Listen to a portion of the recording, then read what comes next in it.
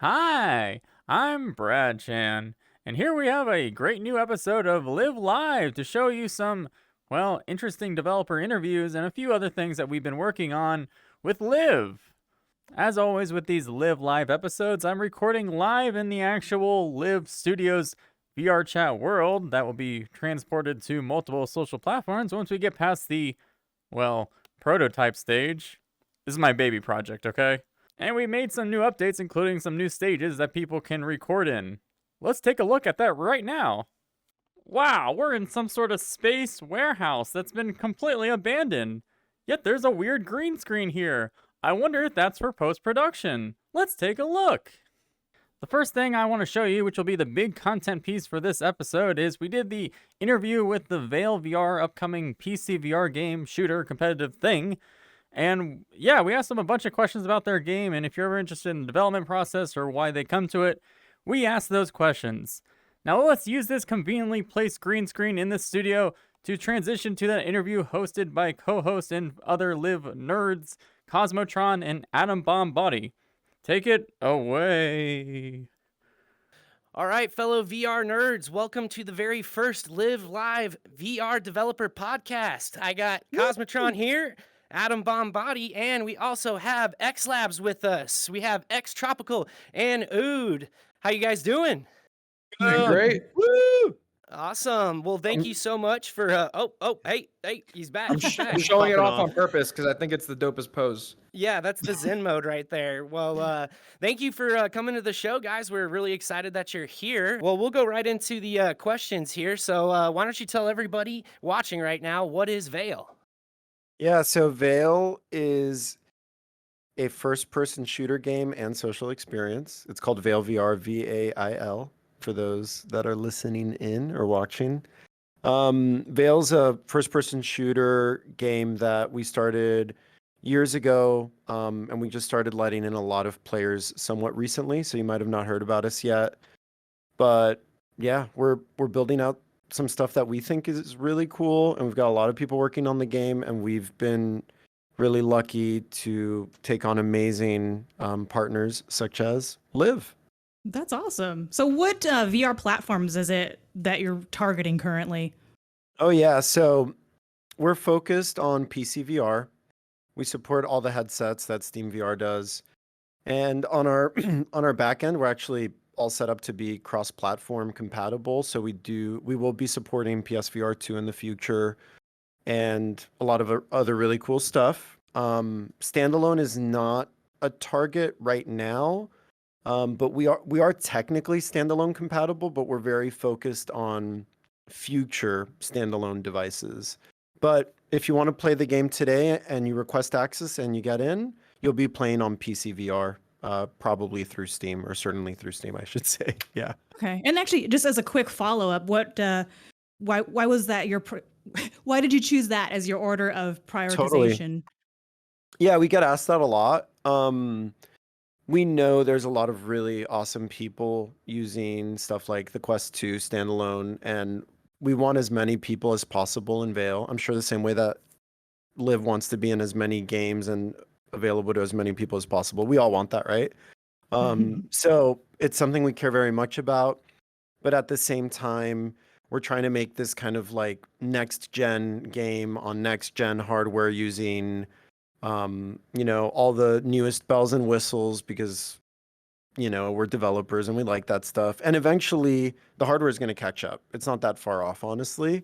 The future is very bright and we're very focused on the future right now, but it's not that far away is the good news. Yeah. I'd say one of my favorite things about VAIL that I've noticed is your attention to detail. Obviously, you guys are gamers by nature. You've been gaming for a long time. What makes VAIL different from any other VR competitive shooter out there? So it's kind of funny. Well, we were having a lot of fun off camera before starting this. I apologize for having too much fun. But I was going to say, yeah, some of the things. Yeah, totally. Yeah. So being in here, I was kind of reminded because I probably spend way too much time in the VAIL editor working on VAIL right now. But yeah, we've got there's a lot of stuff that we think our game has that makes it easier for people to play their best and be most comfortable, and it's also the most accessible. I think it's fair to say we're by far the most accessible VR first-person shooter right now. And in some ways, even though, obviously we're not VR chat, but we also think of ourselves as a social experience, or we want people to feel comfortable spending time in the game without guns as well.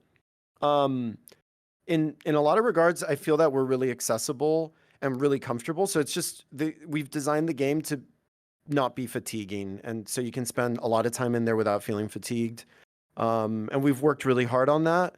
It doesn't sound like super like, whoa, that's exciting, cool new feature, but it is a thing, and it really adds up over time. It really makes a difference. Besides that, we're really proud of the core game loop. We're really proud of how the game feels. We're really proud of the optics for the firearms in the game. We're really proud of the firearm interactions. Like, if you like in a first-person multiplayer shooter. yeah, in a also. multiplayer game. All this in the context of Jeez. multiplayer, which makes it a lot crazier. Yeah, like everyone expects physics in multiplayer, and we're kind of the only multiplayer shooter that has physics. So that alone, like, really makes us stand out. Like, people, the first second they get in the game, they're always like, "Oh my god, I can take the gun and like actually like put it up against walls or corners. I can take the magazine and smack a mag out. I can like reload hot kickflips. potato." Yeah, Reload like things like kickflips that. are my Yeah. favorite. Yeah. Totally. It's kind of one of those things, like the first time you're in a VR game, you go in and you test the limits of what you can do. Like, you see a coffee mug on a table and you're like, oh, can I actually pick this up or something? And if you can't, it's kind of like, oh, it's a little bit of a bummer. You know what I mean? Yeah, Totally. That's awesome. Yeah. Interactivity is something we really strive for, and all while being a multiplayer game, and it's such a tough thing. Even like any world you create for VR, you've got to deal with such a high expectation from the players, because they're like, ooh, a button, a door handle, a thing. Like, why can't I go there? Why can't I do this? Why can't I drink this? Like, you're like, wait, what? That's a decorative fountain. Why do you want to drink from that? So yeah, totally. It is Love like it. that. Speaking of any fun stories that have happened during testing or closed beta that you can share? Oh yeah, I mean, I think that the easiest, fun, and obvious ones are always like bugs. Break the Veil servers. Break the Veil servers. That you got to talk Totally. about that one. That one was great. Oh yeah, Jonathan, you want to talk about how we try to break the servers all the time? Tried. Every week, like, we always try to get a few hundred of us to like just go into one server to push the limits of like, how does it feel like to have 100, 200 people in one instance? It's a small instance, and those tests are actually super helpful. Right now, I feel like we can confidently say we can have like 40, 50 people running good frames. After that, like, I mean, like last weekend we had like 200 people in one server. It was like 4 frames per second. It was like, yeah. It was playing pretty decent at 30 players per team. I was actually very impressed. I got to come and participate that weekend. When we cranked it up to 40 players per team, that's when it started getting a little complex. So yeah, really, really exciting stuff. Why don't you guys talk about the IVRL tournament? What's going on there, and how players can get involved still with that? yeah. So yeah, the IVRL tournament, it's happening. It's live. People can still join and participate and sign up. IVRL has a dedicated Discord for the VAIL League, and they've also got a website where you can sign up your team. And if you don't have a team, it's actually really easy. They've got a really awesome community. Join us on the VAIL Discord, or join on the VAIL IVRL League Discord. And there's channels for meeting people, pick up games. It's really easy to participate. They've done a really good job of that, and it's a really open, awesome community. So if you enjoy good sportsmanship and playing VR competitively, you might really enjoy it. And then there's some people that are participating actually somewhat casually, just to play the game in a higher, like, more intense context, just to learn more about the game because they're getting into the game. That's also a really great way to explore VAIL too. So yeah, we encourage everybody to check it out. Jonathan, what's the IVRL website again? Where they can go to get all the info? Yeah, you can go to ivrl.org/VAIL, and that shows you all the information on the teams currently registered, the qualifier dates, and there's also a link to the Discord there as well. And I highly recommend you join the Discord. There's looking for group, looking for team, looking for players to join team, and every single day we host daily pugs, which stands for pickup groups, and we developed a really cool Discord system where pretty much you just join this channel, click a button, it puts you in a queue, and when 10 people are in the queue, it randomly decides teams and like throws you into voice chat channels, and it's like a very smooth experience. Usually people play one pickup group game and like then requeue. I've seen as much as 10, 15, 20 pickup groups going on at the exact same time, so wait time should be relatively quick. I just say that the prime time for that is probably like 6 p.m. to 12 p.m. Eastern. That's pretty much prime time. But we have a lot of Oceania players and a lot of European players as well. Absolutely. One of my favorite things before Adam wraps it up is the VAIL community is one of the most welcoming that I've played in since like gaming like way back in college, and I'm pretty old, so that was like way back in 2004, if you guys can imagine. Those are the Halo 2 days back then. So if you guys are looking for somebody that you want to play with, need some friends, come on over into the VAIL Discord because everybody is welcoming. They'll practice with you, get in a match. You can scrimmage against people, so it's a lot of fun. Yeah. Go ahead, Adam.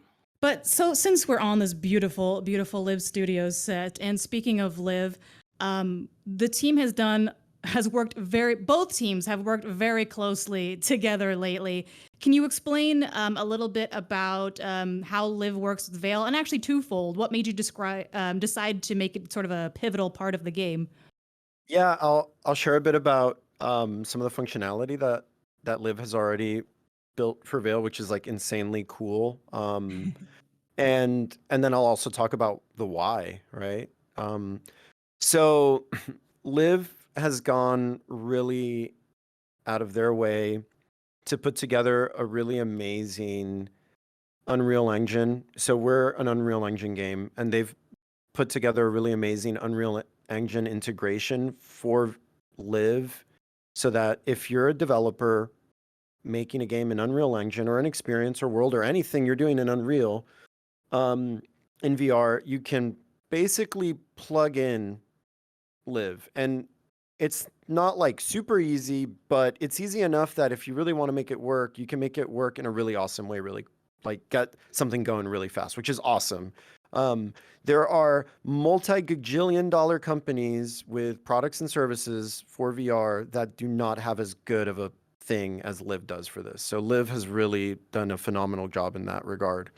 And then what it lets you do is, so once you plug it into your game, which is awesome, you get all the basic Live functionality, and then some other forthcoming functionality that I don't want to announce at the wrong time. So, but some really cool stuff. But all your basics are there. So you can set up a third-person camera, and you also get a camera so that while you're playing, once you pull up your rifle and you're aiming with it, the camera dynamically comes in and out, and it's like you basically have like a dynamic director for the camera. So it's very engaging, it's very fluid to watch, it's very fun to watch, and it's a very pleasing and not nauseating experience, because watching someone play a first-person shooter in VR, if you just watch through their first person, you're going to have a bad time because the noodle neck. Yes, it's not good, right? And then there's a lot of really awesome stuff that's specifically for VAIL. Live has built out for us that we're insanely grateful for. And it's a lot of stuff that's like coupled and hooked into our actual game code. And then, yeah, it's awesome. So the good news is it just works. You download Live for free on Steam, and you launch VAIL, and you've got Live open, and then everything just kind of works, which is insane. Like it's really weird, but it works. It really does work. It works well. It's funny because we're so used to stuff not working in VR, but it actually works, which is beautiful. And then the reason why we decided to do this partnership is just because there's so much complexity in getting this stuff working, and everything Live is doing is actually, so a lot of people say like next gen game changing. Blah blah. Like LIV is actually doing that stuff for real, like for real, for real. Let's So go. since it's all so new and crazy, and there's still a lot of moving targets because hardware is changing, Steam VR pushes updates, all these different things are happening all the time. Being able to do it together is really, really good for us, for VAIL, and I hope it's good for LIV as well, because I want people using LIV, and LIV is by far the best thing of its kind. So, well, we thank you for that and appreciate it. It's been an absolute pleasure working with you guys too. What we've got next for you is we actually have a clip of VAIL gameplay. So Bradley, go ahead and hit it. If you have ever tried to stream or record VR games, this is the normal experience. The camera is jittery, shaky, and almost nauseating. Not anymore, thanks to LIV's advanced VR capture toolbox. When enabled, it'll make a big difference in stabilization, and you won't miss anything, even when making fast and dynamic turns. The camera will also intuitively aim closer down the sight so you can actually see the target clearly. In order to get these smooth shots, you will want to open LIV with VAIL already running. From here, just open your VAIL game menu to adjust the visual settings. These settings will allow you to change the view from first person to third person, or have it switch automatically from third person to first person when you grab and aim with your gun. You can change which eye the viewer can see through, and you can decide to include the game UI such as your health and current score, or exclude all of that for a cleaner view. LIV integration will optimize your VAIL content and take your streams and recordings to the next level. Wow, what an exciting, completely in VR interview for a completely in VR game. It's magical that way. If you have any other developers that you think we should interview, or any content creators that you think would also be very beneficial to get a real one-to-one interview, let us know in the comments, and we'll do so. That is all the time we have for this episode of LIV Live. We will have another one very soon to showcase more of the created side of the actual LIV and game and VR content creation, just as I said earlier in this video. If you are interested in winning some free keys for some either Quest Store or Steam Store games, check the description below. A lot of people won some keys last time, and yeah, it could be your turn this time. So go do that. Description. And I hope you all have a great weekend, and you can live your life. What was the tagline again? Oh, we didn't have a tagline? Just live your life. Bye.